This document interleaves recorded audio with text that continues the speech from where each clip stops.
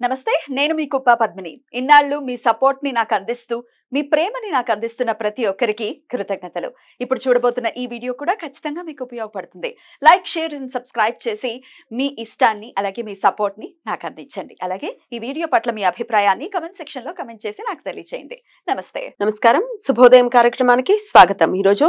16వ తారీఖు సెప్టెంబర్ నెల 2024వ సంవత్సరం సోమవారం శ్రీ క్రోధినామ సంవత్సరం దక్షిణాయనం వర్ష ఋతువు ఈ రోజు భాద్రపద మాస శుక్లపక్ష త్రయోదశి తిథి మధ్యాహ్నం 3:10 వరకు తదుపరి చతుర్దశి తిథి ధనిష్ట నక్షత్రం సాయంత్రం 4:33 వరకు తదుపరి శతభిష నక్షత్రం సుకర్మ యోగం ఉదయం 11:42 వరకు తదుపరి ధృతి యోగం తైతుల కరణం మధ్యాహ్నం 3:10 వరకు గరజ కరణం రాత్రి 1:29 వరకు ఉంటాయి నక్షత్ర వర్జం రాత్రి 10:57 నుండి 12:22 వరకు అమృతకాలం ఉదయం 7:08 నుండి 8:35 వరకు హైదరాబాద్ ప్రాంతం వారికి సూర్యోదయం ఉదయం 6:04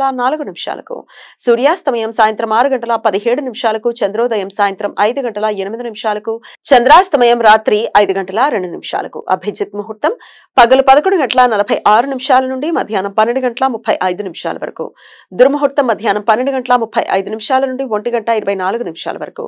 మరలా మధ్యాహ్నం 3:02 నుండి 3:51 వరకు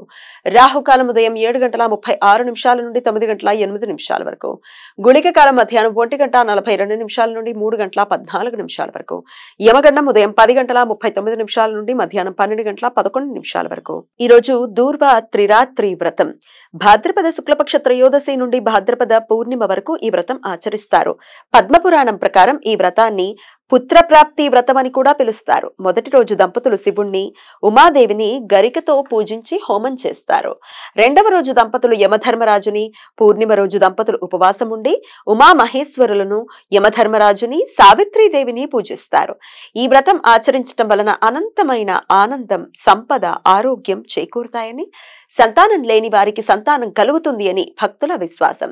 నెరయన రవి కన్యా రాశిలో ఈ రోజు సాయంత్రం 7:42 ప్రవేశిస్తాడు అప్పటి నుండి సౌరమాన కన్యా మాసం తమిళ ప్రాంతం వారికి పెరటాసి మాసం ప్రారంభమవుతుంది ఈ రోజు కన్యా సంక్రాంతి పితృదేవతలకు తర్పణాలు ఇవ్వటానికి అనుకూలించే షడశీతి పుణ్యకాలం ఈ రోజు మధ్యాహ్నం 12:11 నుండి సూర్యాస్తమయం వరకు ఉంటుంది ఈ రోజు విశ్వకర్మ జయంతి విశ్వకర్మ పూజ అని కూడా పిలుస్తారు దేవశిల్పి అయిన విశ్వకర్మ కన్యా సంక్రాంతి రోజు జన్మించారు అని భక్తుల నమ్మకం ఈరోజు దేశంలోని యంత్ర పరికరాల కార్మికులు శిల్పులు వడ్రంగులు ఆభరణాల తయారీ కార్మికులు పారిశ్రామిక కార్మికులు భక్తి శ్రద్ధలతో విశ్వకర్మ పూజ చేస్తారు ఈ రోజు విశ్వకర్మ పూజ చేయటం వలన మంచి భవిష్యత్తు ఉంటుంది అని వారి వారి వృత్తులలో పురోభివృద్ధి ఉంటుంది అని వారు ఉపయోగించే యంత్రాలు పరికరాలు చక్కగా పనిచేస్తాయని కార్మికుల నమ్మకం ఈ సమాచారాన్ని మనకందించిన వారు మేడికొండూరు విశ్వనాథ్ ప్రసాద్ గారు ఆయనకు కృతజ్ఞతల్ని తెలియజేస్తూ శివ స్మరణతో సమస్త సన్మంగళాని భవంతు నమస్కారం